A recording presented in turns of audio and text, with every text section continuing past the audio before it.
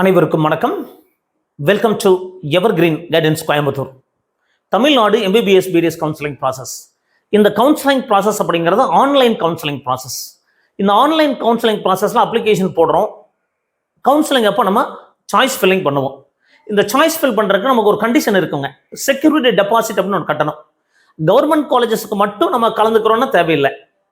Government quota in self financing காலேஜுக்கு கலந்துக்கணும்னா 30,000 ரூபாய் டெபாசிட் கட்டணும். அதுக்கப்புறம் தான் நம்ம சாய்ஸ் ஃபில் பண்ண முடியும்.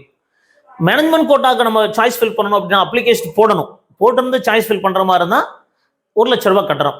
கவர்மெண்ட் கோட்டாக்கும் பண்ணணும், மேனேஜ்மெண்ட் கோட்டாக்கும் பண்ணணும்னா 1,30,000 ரூபாய் செக்யூரிட்டி டெபாசிட் கட்டணும். பட் கண்டிப்பாக அப்ளிகேஷன் போட்டிருந்தா தான் நம்ம சாய்ஸ் ஃபில் பண்ணுறதுக்கான ஆப்ஷன் ஓப்பன் ஆகுங்க. இப்படி 2024 செக்யூரிட்டி டெபாசிட் கட்டியிருந்தாங்க. இந்த செக்யூரிட்டி டெபாசிட் ரீஃபண்ட் ஆகும். அது ஆரம்ப கட்டத்தில் இந்த மாதிரி செக்யூரிட்டி டெபாசிட் கேட்கல. அதுக்கப்புறம் செக்யூரிட்டி டெபாசிட் கேட்டாங்க. இந்த செக்யூரிட்டி டெபாசிட் டியூஷன் ஃபீஸில் அட்ஜஸ்ட் பண்ணாங்க. லாஸ்ட் இயர் அதுக்கு முந்தின வருஷம் என்ன பண்ணிட்டாங்கன்னா டியூஷன் செக்யூரிட்டி டெபாசிட் ரீஃபண்ட் பண்ணிடுவாங்க. இந்த ரீஃபண்ட் பண்ணுறதுக்கு என்ன பண்ணுவாங்கன்னா ஒரு அக்கௌண்ட் நம்பர் கேட்டாங்க. லாஸ்ட் இயர் அப்ளிகேஷன் போடும்போது அக்கௌண்ட் நம்பர் கேட்டாங்க. அதுக்கு முந்தின வருஷம் கவுன்சிலிங் அப்போ அப்ளிகேஷன் அக்கௌண்ட் நம்பர் கேட்டாங்க. பட் இந்த அக்கௌண்ட் நம்பர் கொடுத்துமே ஒரு சிலருக்கு ரீஃபண்ட் ஆகலை. மேபி 30,000 ரூபாயா இருக்கலாம், அது 1,00,000 ரூபாயா இருக்கலாம், 1,30,000 ரூபாய் இருக்கலாம். ஆல் இண்டியா கோட்டாவில் பார்த்தீங்கன்னா 5,000 கட்டியிருப்பாங்க, 10,000 கட்டியிருப்பாங்க, டீம்டு யூனிவர்சிட்டிக்கு 2 lakhs கட்டியிருப்பாங்க. அது ரீஃபண்ட் ஆகிருக்கு. அதுலேயே ஒரு சிலருக்கு ரீஃபண்ட் ஆகாமல் இருக்குது. அப்போ இதில் இந்த ரீஃபண்ட் ஆகலை சார் என்ன பண்ணுறது அப்படின்னா இதுக்கு ஒரே வழி டிஎன் மெடிக்கல் செலெக்ஷனை காண்டாக்ட் பண்ணணும். டிஎன் மெடிக்கல் செலெக்ஷனை காண்டாக்ட் பண்ணால் மெயில் பண்ணால் நமக்கு ரெஸ்பான்சிபிள் இருக்குமானா கண்டிப்பாக இருக்கிறதுக்கான வாய்ப்புகள் இல்லைங்க. ஃபோன் பண்ணாலும் அவ்வளோ ரெஸ்பான்சிபிளான ஆன்சர் கிடைக்காது. லாஸ்ட் இயர் பிப்ரவரியில் மறுபடியும் ஒருக்கா கேட்டாங்க. இவருக்கெல்லாம் அக்கௌண்ட் நம்பர் பிரச்சனையும் இருக்கு, மீண்டும் அவங்கெல்லாம் அக்கௌண்ட் நம்பர் கொடுங்கன்னு கேட்டாங்க.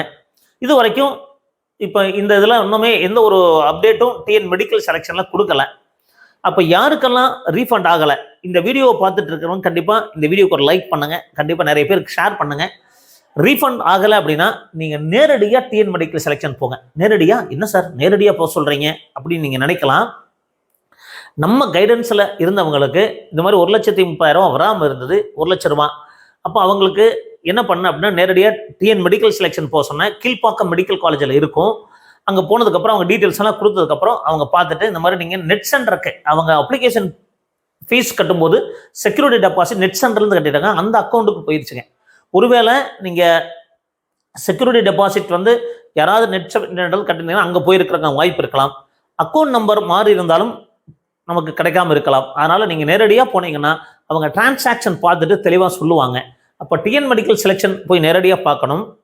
கீழ்ப்பாக்கம் மெடிக்கல் காலேஜில் இருக்கேன். பட் என்ன டீட்டெயில்ஸ் எடுத்துகிட்டு போகணும்னா உங்களுடைய அப்ளிகேஷன் நம்பர். அப்போ அப்ளிகேஷன் நீங்கள் வச்சுருந்தீங்கன்னா பிரிண்ட் எடுத்துகிட்டு போங்க. ஒரு லெட்டர் டாட் பண்ணிவிட்டு இந்த மாதிரி அந்த அக்கௌண்ட் நம்பரில் கொடுத்துருந்தேன், இவ்வளோ அமௌண்ட் கட்டியிருந்தேன், அக்கௌண்ட் டீட்டெயிலே எடுத்துகிட்டு போங்க. இது வரைக்கும் வரல அப்படிங்கிறத மென்ஷன் பண்ணுங்கள்.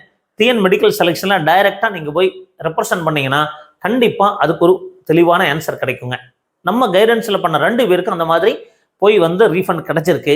அப்போ நீங்களும் ஒருவேளை ரீஃபண்ட் வேணும்னு விருப்பப்பட்டீங்கன்னா லாஸ்ட் இயர் கவுன்சிலில் கலந்தவங்க ரீஃபண்ட் வராமல் இருந்ததுன்னா டைரெக்டாக டிஎன் மெடிக்கல் செலெக்ஷன் போய் அதுக்கான ஒரு தெளிவான ரீஃபண்டை வாங்கிடுங்க. நன்றி, வணக்கம்.